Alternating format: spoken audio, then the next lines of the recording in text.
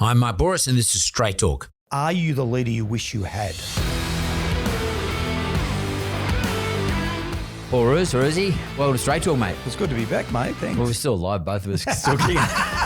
If you were Paul Roos in his 30s coaching, would you take this program yourself? Absolutely, because most of the stuff I hear comes back to the same 5 or 6 things. It literally is game changing. If you want to be a good leader, you have to be a role model first and foremost. Test of a good leader is how many weddings you get invited to from your staff. That's actually quite interesting, isn't it? It's getting into the routine that I think people find hard. Do something simple, do something sustainable, and do something you really like. My son wrote back, "No, Dad, that sounds So I know I was supposed to edit that or not. I'm looking over at my producer, but he looks like he just gave me a thumbs up. It's going to be in there. Paul Roos, Roosie, welcome.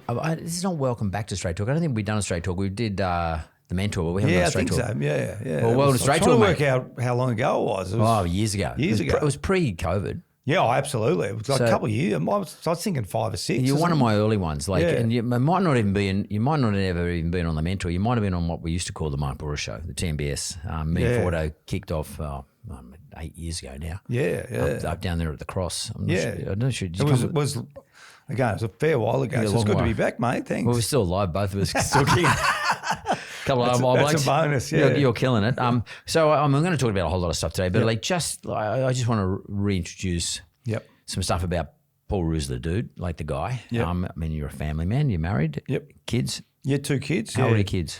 Dylan, 29, Tyler, 27, and granddad too. So Me that too. happened about Same 18 months ago. Congratulations. Where did you get? A boy or a girl? Boy, yeah. Little grandson. Little grandson, Rainer. It's pretty cool. Yeah, it's so. And so whose child is he? The boy? That's Dylan's. Dylan, oldest. Your son's boy. Dylan's the oldest, and Kat, his partner. So she's fantastic. So yeah, it's always good where you. How'd you go? Because I remember how I went. Yeah. When you're sort of thinking, what are they going to call me, granddad or pop, or what was? The funny thing reaction? was, I got asked what do you want to be called, and I'm like, doesn't the kid sort that out? I always thought, it's like a nickname. You can't give yourself a nickname. And they said, no. Well, what do you want to be called? So I had them sort of think through. I don't know, Pappy sounds all right. I don't know, something like that. So I'll wait to see what Rainer calls me, but at this stage it was a funny discussion, isn't it? Well, it's a sort of, this sounds ridiculous, but a little bit confronting from mine. I said, well, just call me Mark. Grandpa Mark was only like, the fuck. This is my first one. I got 3 now. So, but I tell you a funny story, and I haven't really told this to many people, but so definitely not on air, but I'll tell it to you. And if anybody gets offended by swear words, bad luck. It's my show, I can say what I like. Yeah. And so one of my sons said, we've got a text group, a WhatsApp group, and we're talking to each other on WhatsApp and about exactly this point before my first grandson was born 6 years ago.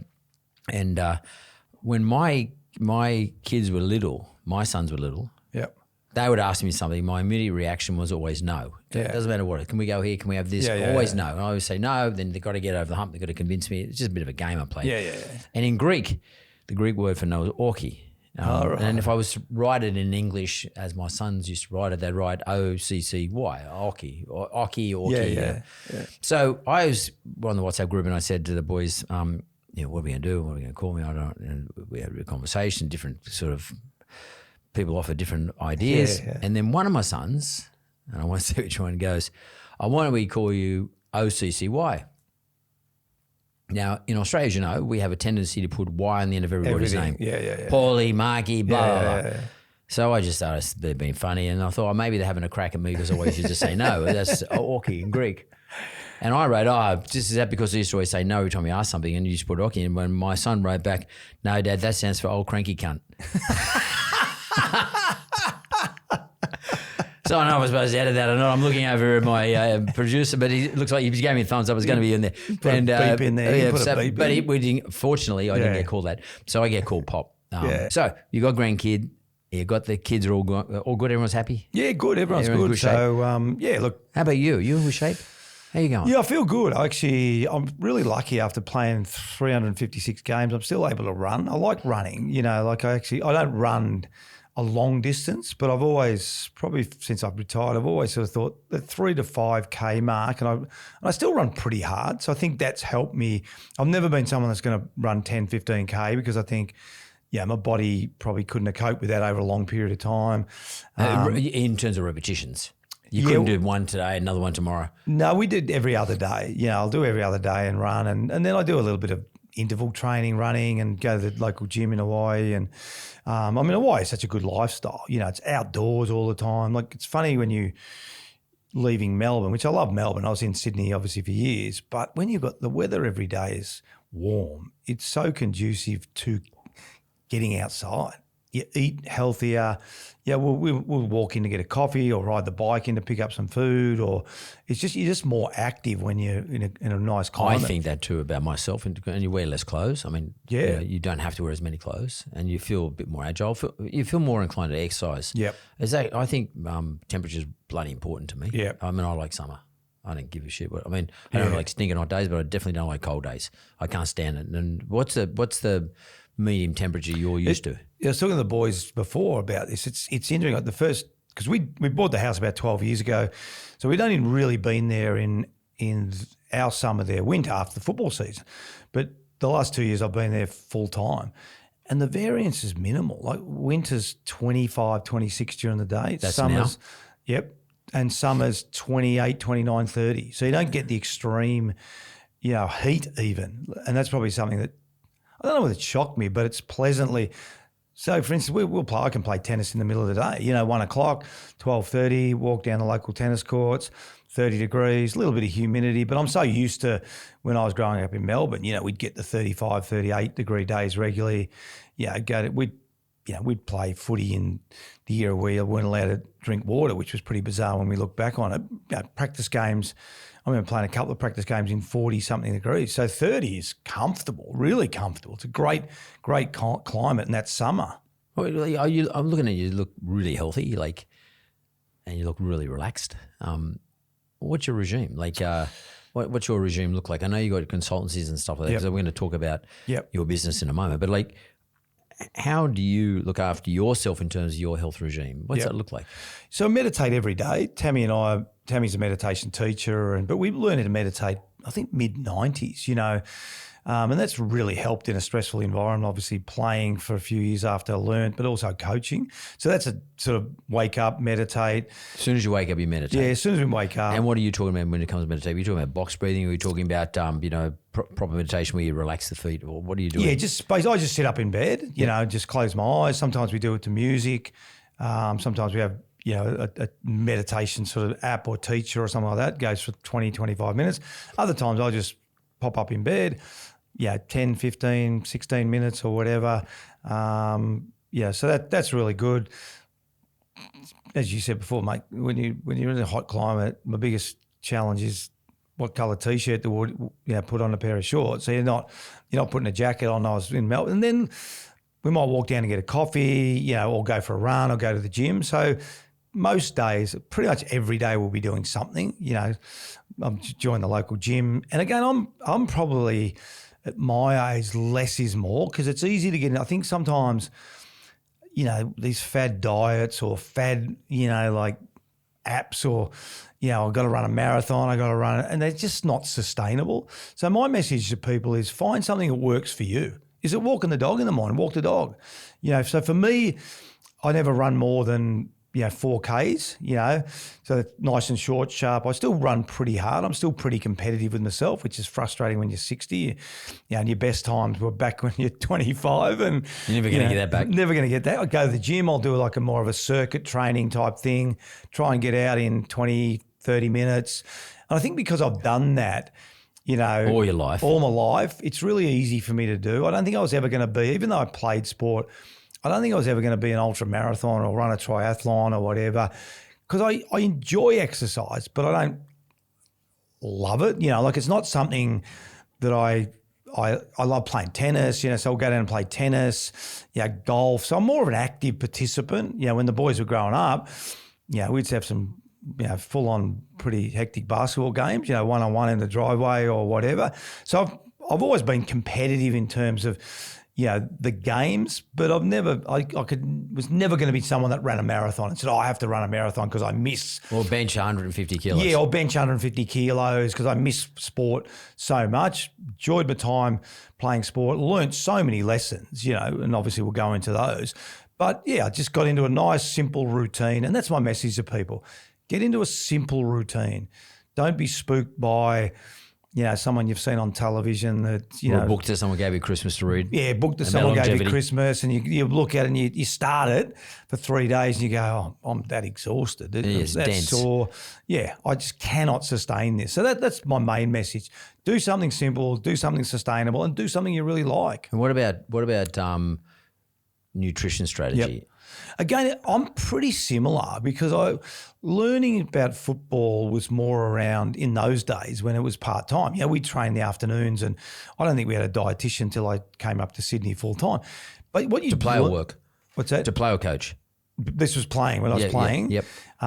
Finished playing in 98, came up to Sydney in end of 94 for 95. You started from Fitzroy? Started Fitzroy. And then Fitzroy got moved up effectively. Well, I left the year before. No, South Melbourne became Sydney. Okay, right. So I came up here. But again, it was probably the same, just moderation. That bag of chips is going to be worse than that chicken salad sandwich. Yeah. So making just smart decisions, I'm still similar. But again, I think the weather, the acai bowl for lunch as opposed to the cold weather when you go back to Melbourne, it's, I might get a burger and chips today sort of thing. So again, common sense. We all know what we should and shouldn't be eating roughly. Without being told. But, there's a little person inside of us all the time that goes, that chocolate bar looks...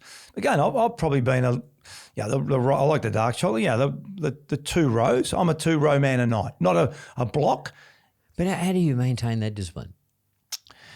Have you always been that way? Yeah, it's funny. It's a good question. Probably because of the discipline of sport. Because I played for 17 years. And again, when we started, just to give you an idea, the listeners' idea of a day, it's dramatically different what it is now. So we would get up and train at Kerford Road, 6:30, 3 mornings a week pre-season. I would then go to my first job, which was the AMP. So I'd get to the AMP, 8:30. I'd then work all day to 4:30 to try and get the training or 4 to get the training at 4:30. We would then train 4 nights a week, and that training was 2.5, 3 hours. I then drive home, and I joke. You remember this? I joke about this. I worked in real estate, and I got my first mobile phone, the ones in the car. Yeah, the big ones. Yeah, and the best thing about that was ordering food on the way home. Yeah, because I was driving home at 8 o'clock at night, and there was a nice pasta place not far from where I lived. So I'd bang, bang, bang in the middle of the car. Paul Roos again. Roosy, what do you want? And I said, can you get me the spaghetti bolognese? I'll pick it up on the way home. Because that just saves some time. Get home, if I did cook, eat, jump into bed, 10 o'clock, 10:30, and then do it again the next day sort of thing. So I think just through that discipline. And a rhythm. 100%. The rhythm is important. Someone asked me the question the other day about what's important. It's easy to get out of a routine, but once you're in it, it's a little man, the chatter in the head going, just do it again. But it's getting into the routine that I think people find hard. And also getting sometime out of the scatter approach too, because if we get out of the routine and we lose our rhythm and then we get into something that's a bit more scattered, that can be just as addictive. Yeah. Because you can't, your head just doesn't want to get back into a rhythm. Yeah. It's actually dining out on, I'm going to go to bed at chaos. I'm going to go to bed at midnight. I'm going to get up I can't sleep. I'm going to get up at 4. I might go to the gym. I'm going to eat. Then I'm going to eat well the next 3 days. Then I'm going to eat like crap the next 4 days. I'm going to eat. Then I'm going to get on the piss with my friends on Friday night, Saturday night. For me, it's making a conscious decision about the 3 things. The 3 most important strategies is about exercise. Yep. It's about your nutrition, and then finally it's about your sleep. Yeah. And then overlaying all that is just knowing that you've got to maintain this rhythm of those 3 things. Yeah. And clearly, what you just mentioned something that's really of great interest to me is meditation. When you were playing football, or when you were coaching football, the Swans, was meditation a thing?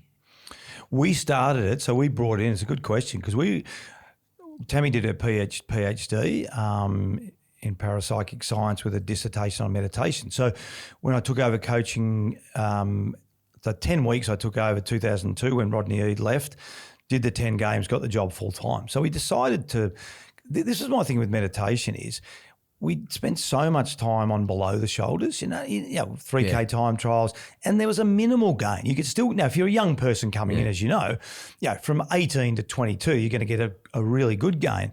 But most of the players from 22 onwards go away at the end of the season, try and improve your 3K time trial, try and improve your bench press. Oh, he's gone from, a 10-15 to a 10-12, It's marginal. It's marginal.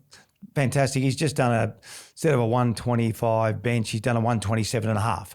Yeah. So I started to think this is really untapped. No one's really worked on the mind. So in 2003, Tammy brought it in and we didn't make it compulsory. We just said, look, this is, and all the players, and I played at Sydney. So we'd already knew the players and were social with them and all that sort of stuff. And most of the better players started the practice, and they did it with Tammy and they did it regularly. And there's no doubt, in such a hectic environment, it made a huge difference. So when I went to Melbourne, it was a little bit more mainstream when I started at Melbourne in 2014 season. So we made it compulsory. We'd meditate twice a week before our main sessions. And then we started doing some visualization before the games. Now, Melbourne, for those footy fans that don't know, when I took over, they'd won 2 games the year before. They had 6 years of horrendous performance. So there was some real psychological scars for the players that were there. So again, it was really an important part of rebuilding their psyche, not just as athletes, but the psychology around, my self-worth, I'm getting beaten every week and, how do I deal with stress and how do I build relationships and all that sort of stuff. So, when we started in 2003, it was not as mainstream. 2014 a bit more, but now most footy clubs, AFL clubs, will have someone that does some form of mindfulness. It seems to me that just listening to what you got to say now is that when it comes to coaching a football club, which is to some extent really no different to running a business, because it is a business. It's in the business of sport and it's in the business of winning. Yep. And the stakeholders, etc. You look after all your stakeholders. But it seems like that. One of the things that you incorporated into your coaching career, probably consciously, but unconsciously, you also probably had in your playing career, and no doubt you got it through your whole life now. Because if I just wind it back, you consciously have, routines and rhythms for yourself, and you certainly do it in relation to your business as well. But it looks like to me that when you were a coach, that you mapped something out within the club. So you actually had a program. It included meditation. It included certain training sessions. It included pre-seasons and seasons. It included rehabs. It included looking at players' profile, making sure that this particular individual has a propensity to have this happen to him in those days. How important was conscious mapping as a business person and coach? I don't mean in business, but as coaching a team in the business of winning football games. Yep. How important was mapping to you? Incredible. Probably 2 main points to that. So I retired in 1998 and as I explained, it didn't really become fully professional till mid-90s when I came to Sydney. So there was sort of this changing dynamic of leadership. My first coaches, and you would have been the same when you were doing your sport. It was just top down. It was yell and scream. And to be fair to Wolsey and Parker, they were working during the day as well. They were coming down. There was not time to build relationships and even talk too much about tactics. So it was almost this, motivation by fear. But we were self-motivated anyway, But then I got to Sydney in 95 and that was the first time I didn't have a job. I sat down at the end of my desk when I retired in 1998. It turned out to be one of the best things I ever did. And I didn't even know why I did it at that particular point because I didn't know where I was going to end up. I didn't really have aspirations to be a coach at that stage. But I sat down at my desk and I wrote down the things I liked about my leaders and the things I didn't like about my leaders. And I wanted to do it through the eyes of a player. What did I want from my coaches? And it turned out to be 25 points. And that was one of the mapping processes when I got the job in 2003 full-time. I went back to that piece of paper. I had it for 8.5 years on my desk at Sydney. And I took it out as first document I took out when I coached Melbourne. And the way we explain it to leaders today at Performance by Design is, are you the leader you wish you had? All right, really powerful. Are you the leader now that you wish you had? When you were an employee. When you were an employee. So that was the first part of the mapping. The second one came a bit by accident. It was funny because I'd done 10 weeks of coaching and we'd won 6 games and lost 4. And I don't know whether you remember, there was this Choose Roos campaign that came through the Sydney Morning Herald. And and there was another coach that was supposed to get the job. So all of a sudden at the end of the year, there was sort of this battle going on between me and this other coach, but I was working and all that sort of stuff. I ended up getting a phone call from a mate of mine who was a reporter, a football reporter. He goes, "Oh, Roosie, we spoke a bit about the other coach and what are you doing, blah, blah, blah." And he said, "Oh, when are you presenting to the board?" And I said, "What do you mean?" He goes, "Oh, I heard you had to present to the board." And I said, "Mate, and I'm the coach at the time. Told me. Mate, I haven't heard this." And he goes, "Well," I said to him, because he's a good friend, I said, "Do you think I should ring the footy manager?" He goes, "Yeah, if I was you, I would." So I hung up from him and I rang my footy manager, who's turned out to be a good friend now and was at the time. And I said, "Mate, am I supposed to present to the board?" He goes, "Yeah, it's probably a good idea that you do." And I sort of thought then, they were hoping I wasn't going to present to the board, so then they'd give it to the other person. And so, Paul Roos didn't present to the board. Well, you didn't tell me. Someone tipped you lucky. Someone tipped me in, which is lucky. So that was the second part of the mapping, and it was a bit of a pain in the backside, but it turned out to be the best thing. And so I rang a mate of mine because I'm terrible on the computers, my IT guy, Anthony Carl, and I said, "Carly, look, can I come in?" And he was great too, and that was where the mapping started. I said, "Okay." You built a PowerPoint presentation with Build a PowerPoint presentation with what we're going to stand for, what are some of our principles, what are the expectations of the board, what are the expectations of the team, what are our KPIs. I even did an analysis of the best team in the competition and I rated their players, and then I rated our players and said the gap is this is who we need to, this is what we need to do, this is how we're going to train, medical staff and all that. So, and again, to your point, when I was angry, after having done it, it was the best thing I did because it just took all the information out of my head. It made you articulate it too. It made me articulate, and it kept me accountable to it. That was the other thing around it. So I had a map or a road map to go, well, this is what you said you were going to do. You better hold yourself accountable. So I got my individual leadership code that I wrote down in 98, and now I've got the map for how we want to play, how we want to do things. And it's probably the thing as we start to talk more about business, the processes are so important. And learning how important they are in football, it's such a repetitive business. And everything is systemized, everything is a process. When we meet for reviews, when we train, that's why I just don't understand how people are late. It just doesn't make sense to me because we play a game at 2:10 on a Saturday. It starts at 2:10. We have a match committee meeting at 8 o'clock on a Wednesday. It starts at 8 o'clock. We have a review because everything is so systematic. And it's probably one of my biggest, bugbears when we do workshops now. And I just sit and look at my watch and, 9:05, 9:06. But what it is, it's your culture. It's what time does the leader normally walk into a meeting? That's going to set the tone. So the system, mate, is so important. It's funny you should say that because, probably Australia's greatest exponent of boxing in terms of, I'll just take this silly thing off, in terms of boxing, Jeff Fenech, when he was training me one day, he said to me, when he decided to train me, he said, well, I'll see you tomorrow morning at 6 a.m. Yep. This is a long time ago. And about 2 hours later, I got a text, "Don't be fucking late." Yeah. Anyway, when I got there, I didn't really know where he lived. I was going to his house to train, and I didn't really know the area. And I was like 2 minutes late. He wouldn't answer the door. Yeah. He came out and he said, "Listen, you want me to fucking train you? Yeah. You turn up on time." Yeah, right. He said, "This is the last time." And we're mates. Yeah. We're good mates. Yeah. He says, "This is the last time we'll ever have the conversation." Yeah. Either next time you won't be trained and I won't even answer the door. Yeah. Or you'll be here on time. Yeah. And it was a very important, he's right. You're training for, it's serious. You got to do it properly. Well, the way I look at it too is almost Like, if you tell me to be here at a certain time, I've got to respect and I agree to 100%. it. I've got to respect your time. If I turn up 10, 15 minutes late, I'm telling you my time's more valuable than yours. That's basically the message I'm giving you.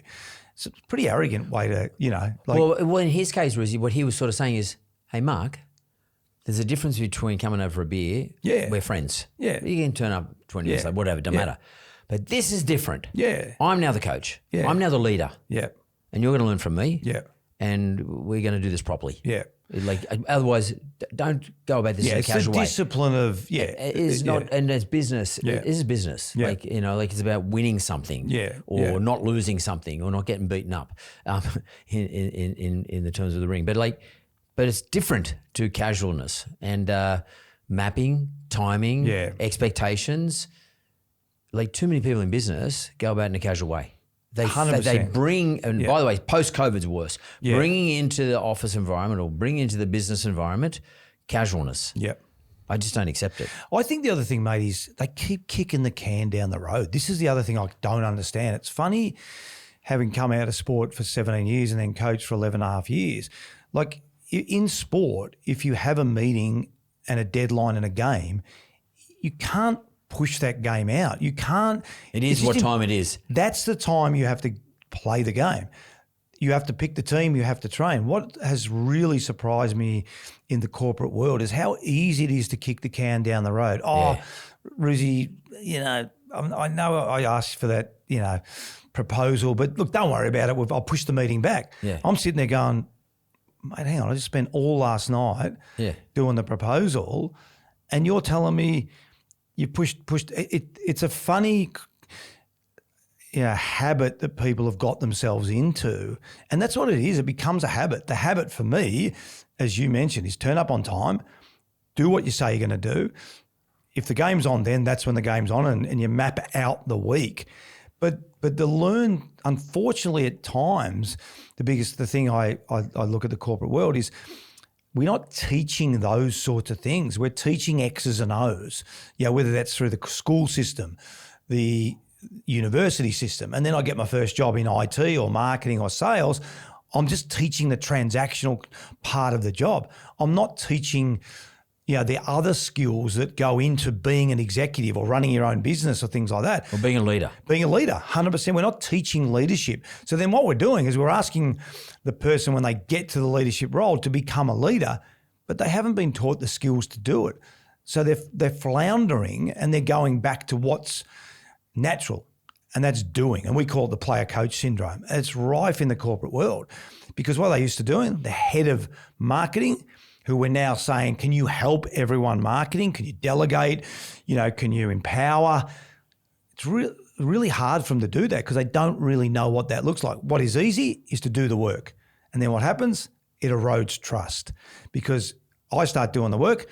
You're supposed to do it. You go, well, why the hell? Well, I'm going to do it. Roosie's going to do it anyway. Or you start and I butt in and go, oh, mate, I'll do it this way. So it just adds to everyone's frustration. So we have to teach more of those skills to help our leaders become leaders. And do you think that there is one I don't want to say, I guess I'll say one size fits all, one set of skills fits all, or do you have to sort of construct it for each different environment? In other words, there might be some common denominators, but generally speaking, do these things need to be customised per business? It's a good question. I think there's some skills, because people ask me all the time, what are some of the skills of leader? I think there's the consistent ones that you mentioned. To be a good leader now, there's certain things you have to do. Every job's there's still a technical component to every job and still a complexity around certain things. Like a skill base. Yeah, skill base, but also, and even in terms of numbers, if you've got a small business that's got 10 people as opposed to Bunnings, it's different mechanisms and processes and all that sort of stuff. But I guess what I'm talking about is probably more the character of the leader. Again, get back to you. Are you the leader you wish you had? What's the character of the leader? He believed in me. She believed in me. They let me do my job. They were really good communicators. They were really honest with me. those things shouldn't change really. And I think if you never had the leader, it's a great question. Like, let's say you never experienced it. A bit like some kids never have that as a parent, never experience their parents that way, and then when they become a parent, they become the same parent that they experienced. 100%. Well, my son Dylan runs a program called Prince to King, which is mentoring young 14 to 22-year-olds around some of the things that we're talking about, and I run the leadership program for them. So one of the things I say to them is, do some journaling during the day. And I wish I had done it. Like I did it at 90. What does it mean? Do journaling. So at the end of the day, if you see a good leader, it might be someone at the cafe you've gone to. You know what I'm saying? So it's not someone in your inner circle, but all of a sudden I've gone to a cafe, I've noticed something happen, or I've gone somewhere else. I wish I had done some more journaling just at the end of the day. Just take notes. Take notes. What you've seen, what you've observed. And I talk to them a lot about that because they mightn't necessarily be in your inner circle. And often if you don't have the leader, write down the bad things. I don't think that was, and it's a bit hard to do with mum and dad, when I'm dealing with these boys, but often the parents are on the call and they're agreeing, they're shaking their heads going, I've got to be a better role model and, et cetera, et cetera. But I think that's invaluable. What do you see during the day? Humans have got pretty good natural instincts. I like that. Geez, I didn't like that. But then we get conditioned by leaders. I didn't really like that. But it seemed to work because Roosy yelled at me all the time. He had authority. Yeah, I don't know. So then when I become a leader, I lose my instinct and I go back to my role model, and which is exactly what you're saying. So observe things around you. Some of the players, I think, I'll say it the other way. I think some of the players that missed opportunities were ones that looked at sponsors events, celebrity things, whatever it is, as, this is hard. Yeah. The ones that learned the opportunity was, I was running to Mark Burris at the QBE function. It was awesome. I had 10 minutes with him, picked up some really good tips. Use that as an opportunity to meet people and ask questions and understand people. So then if you haven't got them in your inner sanctum, you can still reach out to them at some point and know what's right and know what's wrong. This whole concept of leadership is really, I think it's sort of complex in that if you're an individual in a business or in a footy team, you're a captain or something like that, or you're a coach because you are the leader of the club, you're the CEO of the business, the game, the team. If you're the coach, this concept of leadership is quite, I think, for me anyway, it's quite complex. I mean, I'm a leader of a couple of businesses, and often I get it wrong.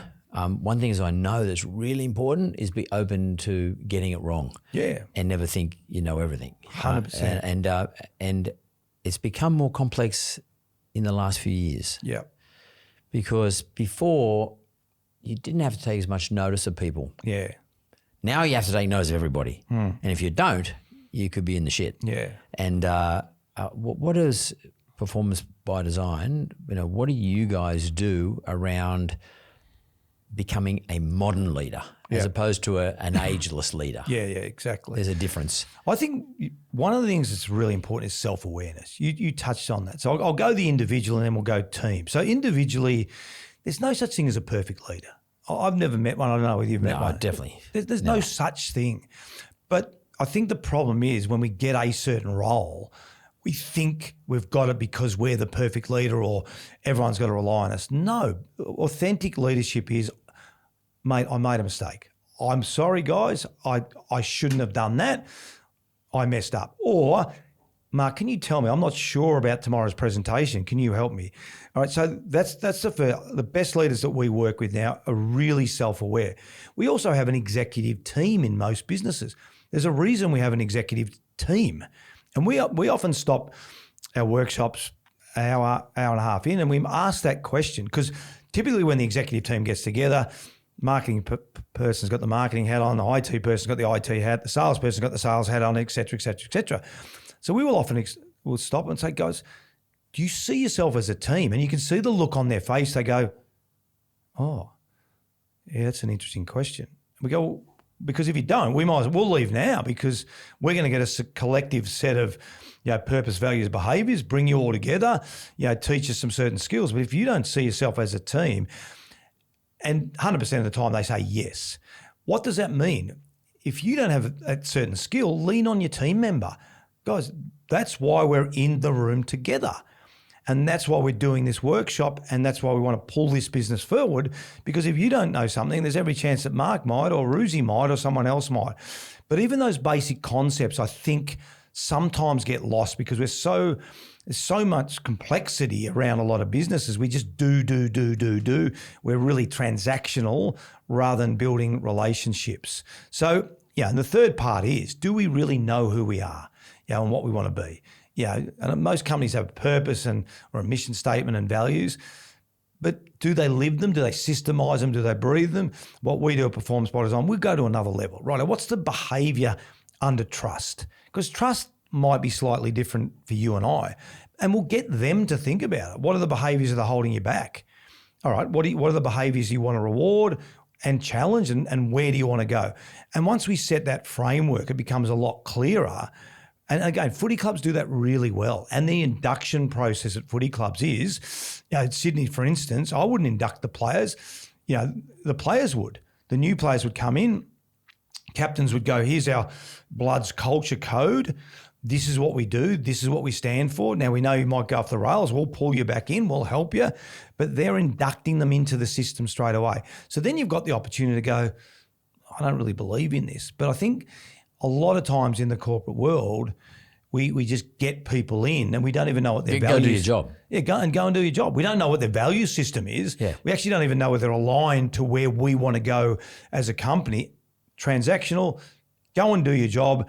And then the problem is 2 weeks in, we start to realise there's some behavioural differences, and then we either just walk past them and let that person get away with it, and everyone gets frustrated. It's funny you should say that, because recently I was asked to do a talk. I was in the bush and I had to go talk to a whole lot of farmers, and I was talking about the Reserve Bank governor, and her decision making around interest rates and all sort of stuff, and I had the thought to myself, at the end of the day, we talk about data, and the data says this, and the data says that. Therefore, we've got to act in a certain way. Yep.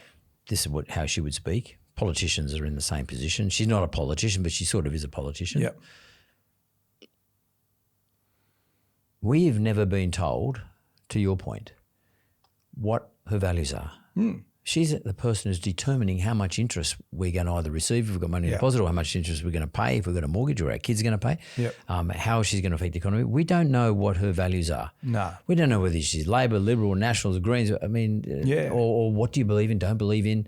And it's funny, she is very transactional. So she would take the view that and she's got a really important leadership position in our nation. There's nation-ending or nation-building position. And no one's bothered to sit up and tell us, including her, this is what I believe in. Yeah. This is who I am. I just want to let you know who I am. Instead of, and as opposed to what she's doing right now is just doing a job. And I can see lots of businesses that I've been involved in, and lots of businesses I own, and lots of businesses I observe are the same. So they bring in the new gun head of marketing from great credentials, from blah, blah, blah, and it all looks good on a piece of paper. But we need to find out, if you're coming into my environment and if you're going to lead me, I want to know what you stand for. Yeah, 100%. So how does Performance by Design solve that issue? That's part of our workshop. So probably the third stage of our workshop is a relationship building exercise, and we call it the storytelling. And we have 4 questions, and it's exactly that. And it literally is game changing, because suddenly we go from being a transactional group to, and some of the stories that have come out of it are incredible. Well, give me an example. Don't give me an example, but I don't quite know what you mean by storytelling. Do you mean the individual comes in and just says, look, I'm happy to share it. Yeah, look, who do you admire? Yeah. Okay. Tell us an achievement in your life. Tell us a time when you've faced adversity, and tell us your individual purpose. Right.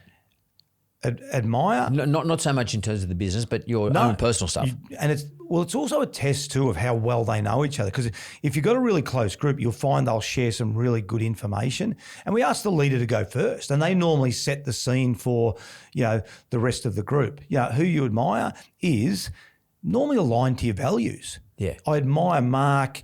Because I've heard him speak so many times. He's super honest.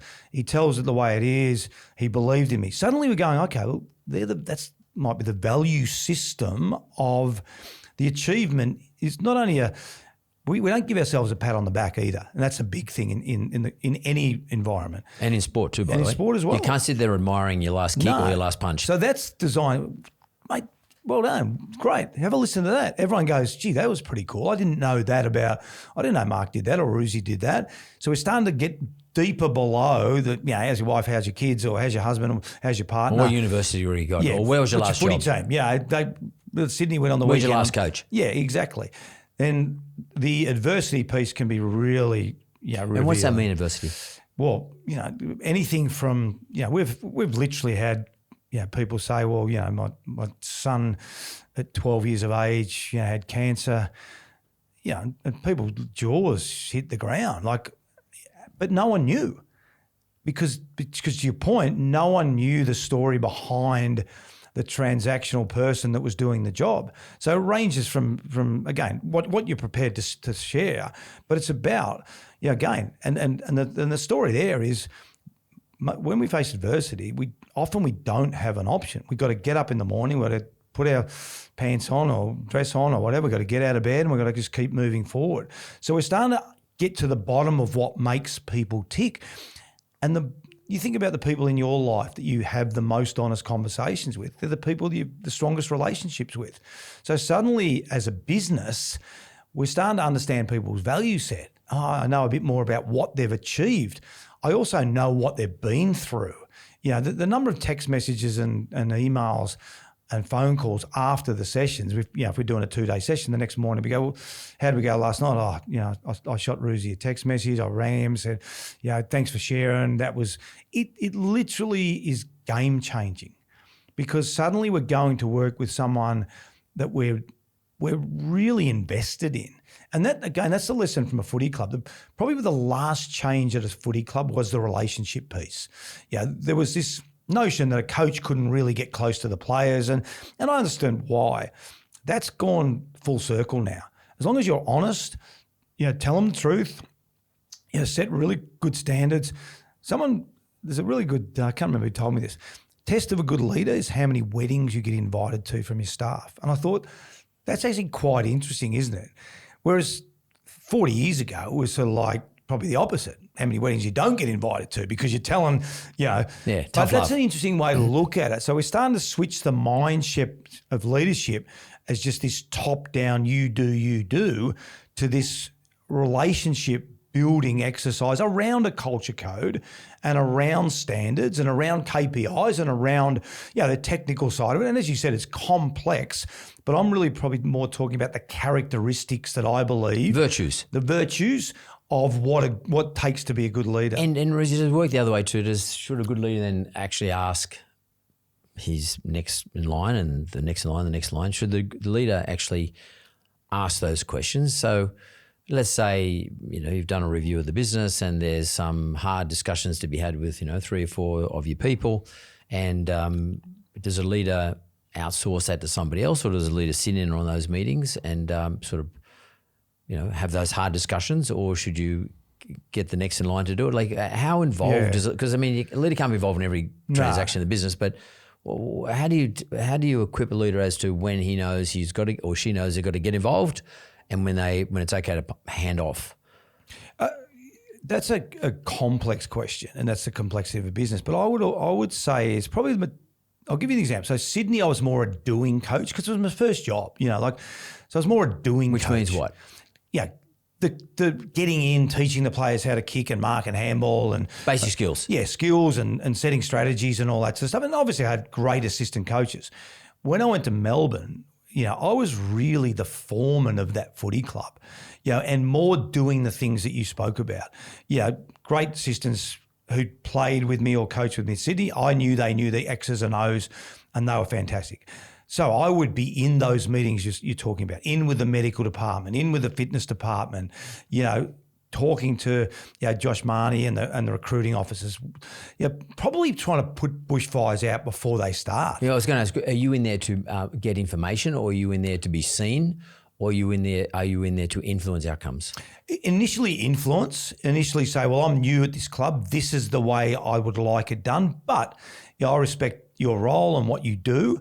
But as you're going through it, holding people accountable or empowering them and making, often I'd be in a meeting. I wouldn't necessarily have to say much, but don't underestimate the very presence of. We did a session recently. I won't tell you what organisation it was, big organisation, and really important part of the organisation. And I remember saying to a business partner, one thing that I find strange, that the CEO hasn't poked their head into our session. And he goes, yeah, no, you're right. And again, I'm not, because they're busy. Yeah. It's a big company. I'm not but talking. Sometimes we get busy doing stuff every day, and sometimes we've got to step back and actually get involved in these things. 100%. And I said, look, just poke your head in for 10 minutes, half an hour. Anyway, the last day of the session, we went around and said, how'd it go? Do you enjoy it? Blah, blah, blah, expectations, et cetera. He said, look, I was probably just a little bit disappointed that the CEO didn't drop in. So if I'm picking it up as an external consultant, they're picking up it as well. And I guess that's the feel of a good leader. There's not a 10, 12 meetings, 13 meetings, 14 meetings. I think the feel of the good leader is, okay, what is important for me today? I've heard this. No, that's okay. Mark can cope with that. He and I have been together for a long time. He can run that section. I don't know. Peter over there, he's new. I probably haven't spent a lot of time with him. I know he's got a meeting with his marketing team. I'm going to poke my head in there today. I'm going to give him 10, 15 minutes. That's the feel of a really good leader, because the problem is the number of times you would see people go, I'm busy. What are you busy doing? We've got to be careful we're just not busy for busy's sake. Yeah. Busy's an easy term. Well, it's also an avoidance technique too. 100%. So what are you busy doing? Is that more important than that? And sometimes it's avoidance too. Sometimes we don't want to have those hard conversations, So it's easy I've seen it. I've seen that a lot. Yeah. So, okay, Rizzy, I want you to, and I hope you don't mind this, but this is a little bit, I'm not here to promote you, but I do want to promote something. So I do want to talk about your business. So the business itself became a business at what point in your career, in your life, post-footy? Yeah, only when I finished football. So I got a phone call or an email actually from an Aussie guy who's living in Canada.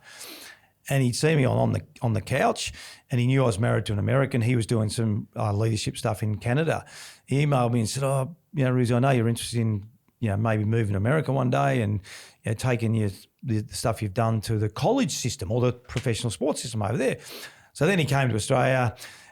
He'd been mentored by a guy known for a long period of time, and just sort of out of the blue, we all agreed, let's get this up and running. So that was about 6 years ago, and sort of really probably taking the concepts of sport that I've learned and combining them with more sophistication of profiling, relationship building. We have a platform as well, a performance center platform on our website, which we offer people after workshops to systemise what they do. But 95% of our work's now in the corporate space. We still do some work in sport.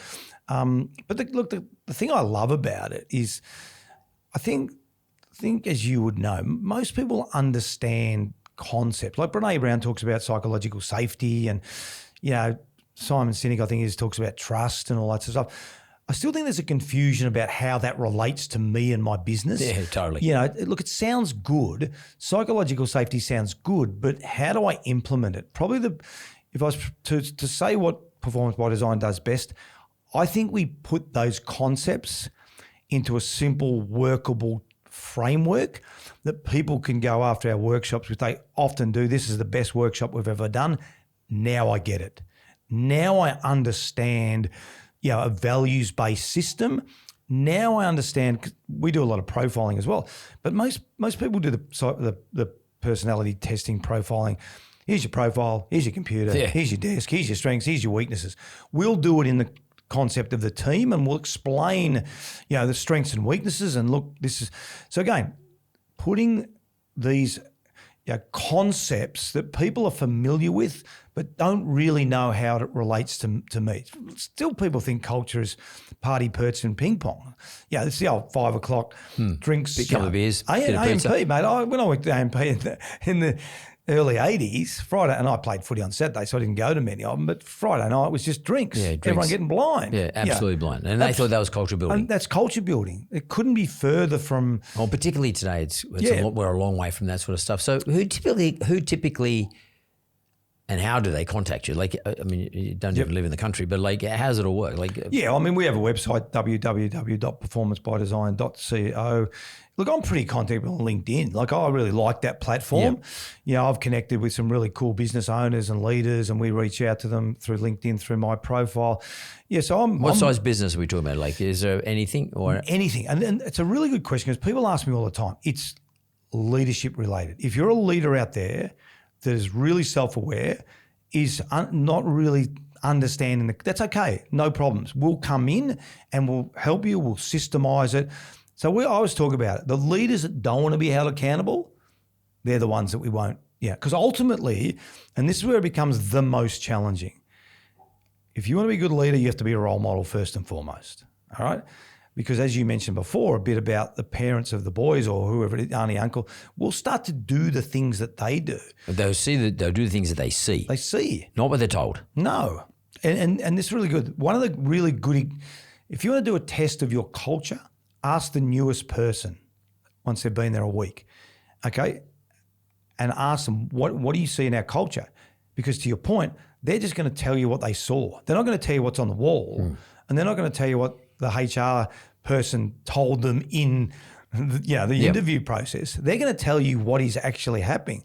Oh, yeah, no, great. Everyone was on time. Everyone's helpful. Everyone asked questions. Everyone got back to me and people rang me. Or if you get the old, or they don't want to be honest, then you've got a poor culture. You haven't created that safety network. But it's a good way to analyse your own culture. Well, how does someone sort of sitting there listening just now, they've got a business, big or small, doesn't really matter. How do they know that they might need to have a couple of days set aside by perform and engage performance by design? Like, how do they know? Or how do they, but what do they should be asking a few questions? The first thing is reach out to me and we'll have a conversation. No, but how do they know that they should even reach out to you? Should they be sitting there going, oh, fuck, things are shit here? Or no. What is it? The best companies we work with, and this is part of the problem. Often people wait till they get a really bad culture. So then when we come in, they might have been a 6 or 7 when they started to think about now they're a 2. So we spend the first 6 months getting them back to a 6 or 7. So there's no reason why anyone shouldn't reach out. Now that's what I'm saying. We have to work with everyone. But what I'm saying is just that simple awareness of, I'll answer it different ways. People ask me, you're going to coach again, which I'm not. But I would never coach without an external consultant. Never. Because the external consultant sees things that you don't, and a lot of it's positive. Let's switch tack a bit. Often we will go into our workshops.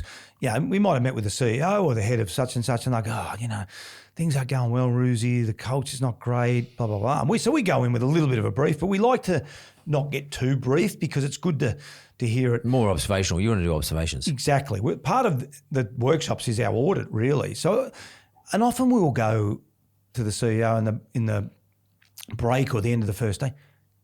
Geez, you're hard on yourselves. You've got a really good bunch of people, really knowledgeable. And they go, oh, really? I said, yeah. Because when you're in it, it's like watching your kids grow. I talk about this all the time. When you're watching your kids grow, you see little incremental, someone hasn't seen your kids for 6 months. You go, geez, Dylan's got bigger. You go, yeah. Oh, really? It's the same as your culture. So when we come in as an external, or when the external consultant came in at Sydney or Melbourne, they're going, mate, you've let that slip.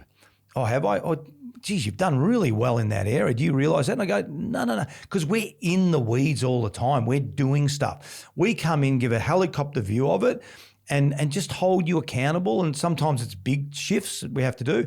Other times it's just systemizing it, keeping you accountable, doing some reviews, and just reinforcing what you're doing on a regular basis anyway. So you come in for a couple of days and you do a review. I guess you write a report, and that report goes to whoever engaged you in the first place. It could go to the board. Then what happens? Let's say the board says, "Oh, okay, we cop all that. We get it. We got to do something about it." Do you set up a program? Yeah, so normally that's where the bespoke part of it comes in. So we'd normally pitch probably a 12 months program initially, but sometimes we'll just get in and do a bit of research and do a day, or even sometimes we'll come in and do a 3-hour session. Well, I'll give a keynote and we'll just do a little bit of it just to give them a snapshot. So most of it's tailored to the business, around what we do. We have a set system to start, and then we'll go, okay, we think this is what you should do based on our observations. But there's other times where we can pick that up through our, when we do the business development session with the CEO or the leader or whatever, tell us about it, what does it look like? But we can always modify that anyway. But the best companies we work with 2, 3, 4 years, and we just continually come in and make sure that they're continually systemising their processes. Whereas what about, let's say, the business is like, it doesn't need a business coach, but let's say the individual who owns the business, the proprietor, might only have 5 people, and they're probably saying, well, look, I can't really afford to have a program that goes for 12 months, whatever the case may be. Do you do go in and sort of do coach that individual, just 100%. Go through with that individual about how to become a leader of his or her business? Yeah, we do that a lot, and we've actually found it's interesting. Probably sort of halfway through COVID, I reckon that became really on our websites. We're noticing we're getting a lot of traction around, do you do individual coaching? Do you do individual coaching? So it's become a bigger part of our business, and it makes sense. And to be honest, the companies that we work both with teams and individuals make the biggest jumps quicker because we're working with the team, and obviously within that workshop the individual's getting some really good tools, but then all of a sudden if we're doing it separately as well, so it's definitely jumped. A lot more people now are looking for coaches, looking for business coaches to help them, more for us it's more along the lines of those characters that we, what does empathy mean, Roosie? What was it? Well, hang on. What's my brand? We talk about my personal brand. Well, you tell me, what is your personal brand? Were you trustworthy today? Did you do what you were going to say you did? Well, what do you mean? Well, pretty simple question. Did you do what you say? Oh, no, you're right. I said I was going to do this. I didn't do it. So, it's just keeping people on track and giving them the tools to be good leaders. And if you were running a footy team today, and you could go back and Paul Roos in his 30s coaching, would you take this program yourself back into your own footy environment and put your leadership team through it? I presume an AFL team has a leadership group, and you have the younger kids, and you have the club president, and you've got everybody else in the club, all whom respond and get responses back from the players. Because too often footy clubs, I know this from a league's point of view, is that the team's usually a product of the board. And the administration. You got a shitty board and a shitty administration, you're going to have a shitty team. I don't give a damn how good much talent's in the joint. Would you take your program into your own football environment? Yeah, 100%. I think, again, it's probably as we get older and wiser, well, sometimes not wiser, but hopefully we're wiser than definitely what we're we're definitely getting older. But I think when I start to listen, if I listen to your podcast or other people's podcasts, it often it comes back to the same things, doesn't it? Like that's probably the thing that I realise now more so than when I'm 30. It's like putting an old head on young shoulders when you're 30. But and answer your question, absolutely, because most of the stuff I hear comes back to the same things. Some people deliver it in different ways, but there's probably 5 or 6 things that it really comes back to.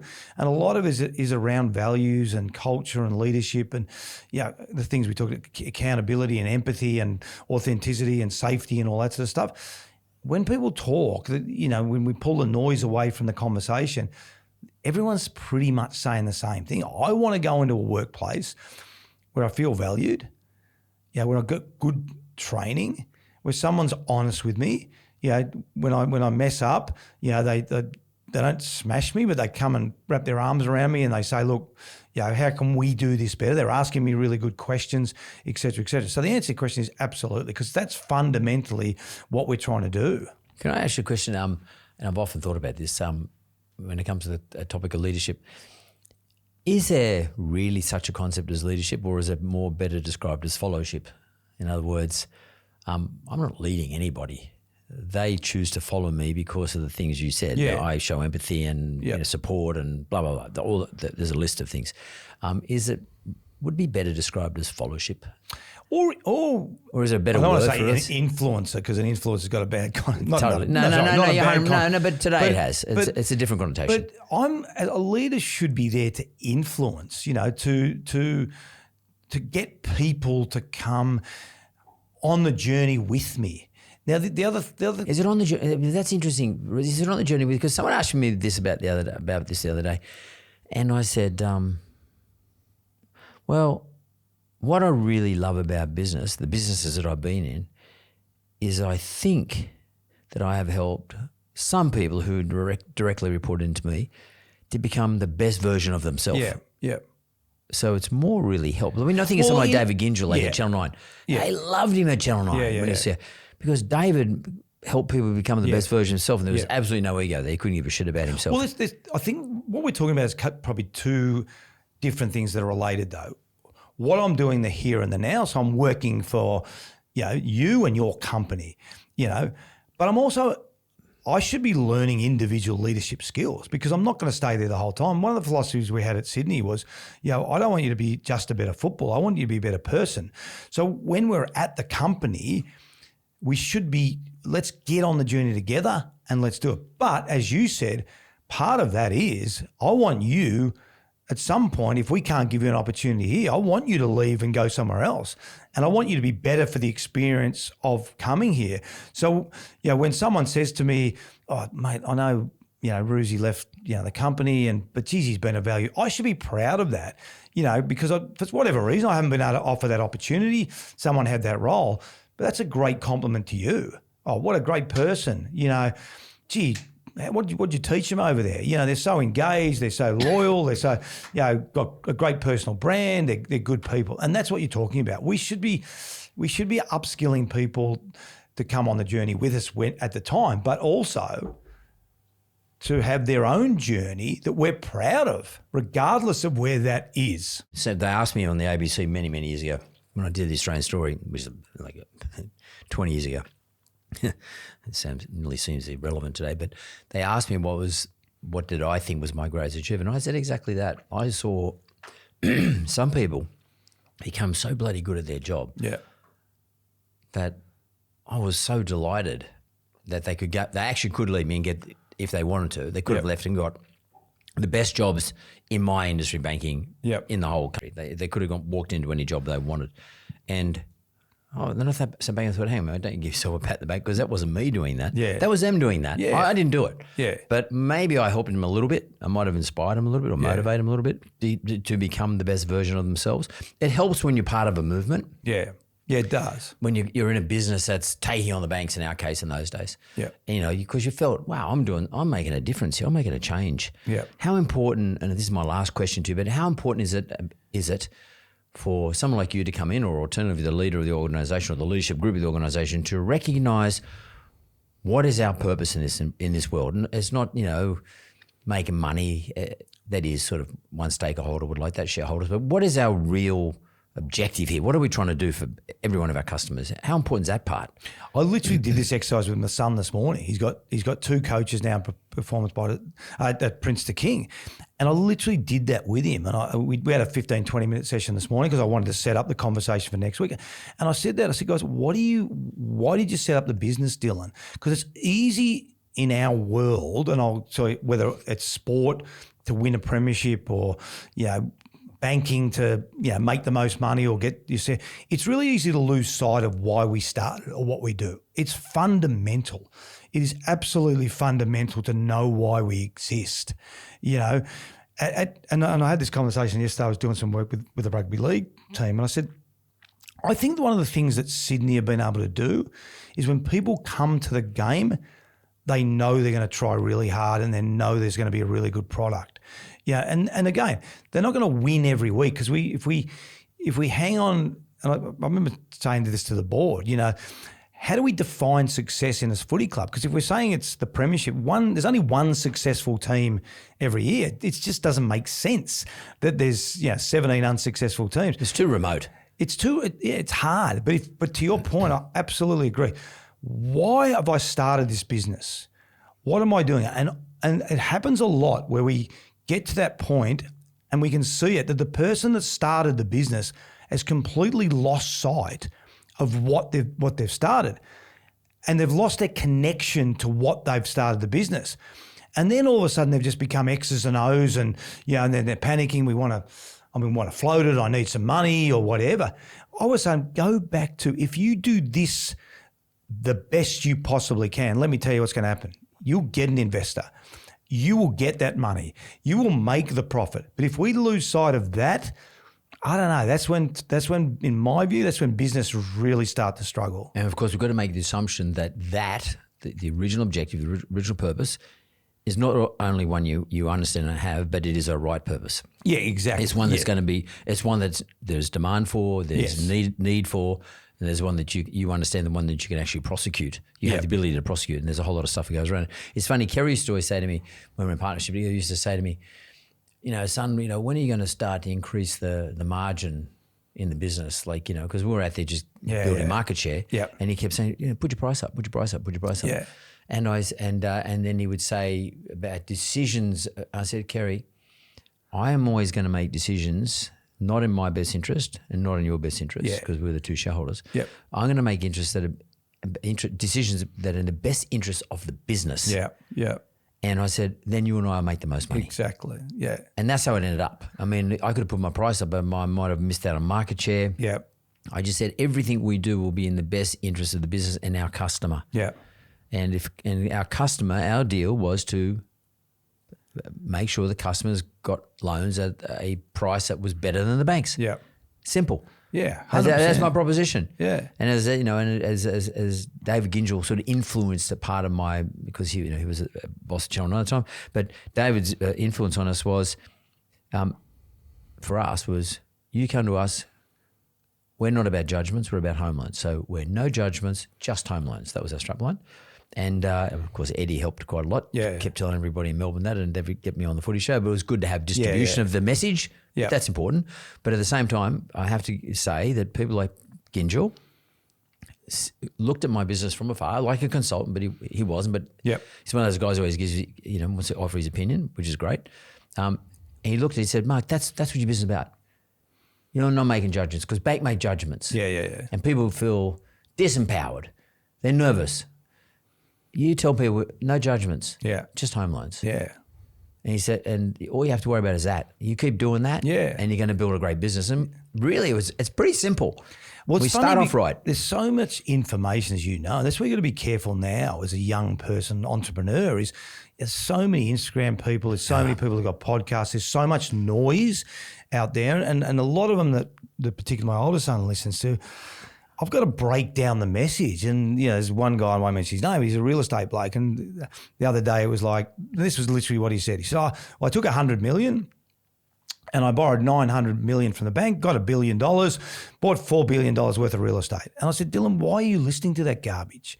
Like, but then you got to this is the problem. You got to try and break it down into those concepts. It's not quite as simple as having $100 million and then borrowing $900 million, then buying $4 billion worth of property. But there's some of the messages that these young people are getting now. And then to connect that to where this person is at, 5-person business, 10-person business, 20-person, how do you make that connection? Yeah. What's that bridge look like? It's a big bridge. Yeah. But if you go back to, I started a shoe business because I had bad feet, and I plantar fasciitis or whatever it is, and I made these shoes and they were absolutely unbelievable. That's more sustainable than taking $100 million and adding $900 million. And that's a real challenge, isn't it? It's a big issue at the moment, particularly for startups or young people, because they just get inundated with success stories, and you're not going to get the shit stories on Instagram and Facebook and LinkedIn and every other place. You're only going to get the good stories, the success stories, and all of a sudden everybody starts to measure themselves against that. Yep. And some of these things are totally irrelevant and just never achievable. Yeah, 100%. Or maybe in a lifetime they might be achievable, but like generally speaking, not achievable. And it's quite confusing. And I think we've got to get back to the fundamentals. Yep. And I agree with you. And then I think that, I love the fact you take your football experience as a player, You probably didn't consciously understand that at the time. Then you became a coach. Yep. You became conscious of what a coach needs to do, but you probably didn't consciously know how you're going to turn that into a business. And then you retire and you become a businessman and you run this business, Performance by Design, and you're now out there sharing that with businesses big or small. So, mate, Roos, I think it's awesome. I really appreciate it. Mate, you look so fucking good. You're killing me. I'm thinking about it. Maybe I've got to move to Hawaii or somewhere. I don't know, Greek Islands or something like that. But you look fantastic. Yeah, thanks, mate. Good to see you, mate. It's great to see you again. I loved the last time and I've loved today. So thanks for having me on. Thanks, mate.